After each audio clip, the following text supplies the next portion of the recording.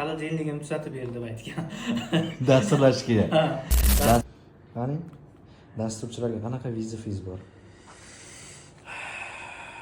Yangi bank ochish kerak. Nima ochish kerak? Yangi bank. Qaysi dasturchi qo'ldan keladi? Xo'p, qaysi dasturchi? Seniorlardan qo'ldan keladi. O'zbekistonda eng mashhur dasturchilardan qaysi birini bilasiz? Dasturchilardan Behruzbek Xolmo'minov bilaman.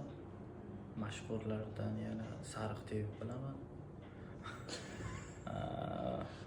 Yana kimni bilaman?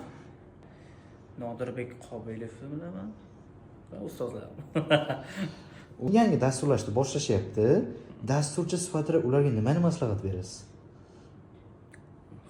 Ularga ko'proq takrorlash.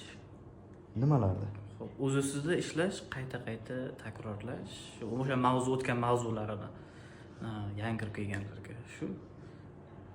Ko'pchilik nima sababdan dasturlashdan oxirigacha o'rganishga chiday olishmaydi? Xo'p.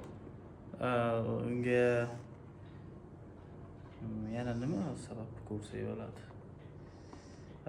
Harakati sustligi, qiziqishi kamligi va ko'p hollarda pul uchun shu sohaga kirib ko'rishi.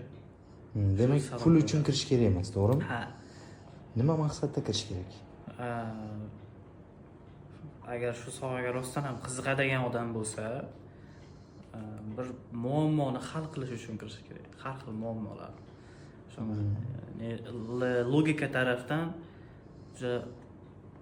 masalan jumboqlarni qiziqadigan, qandaydir muammolar hal qilgisi keladigan yoki kichkinalardan o'zi bilinadi, qanday salohiyatlari, o'sha salohiyatlar ko'zga tashlanishi bilan shu sohada o'zlarini sinab ko'rishlarini tavsiya qilaman.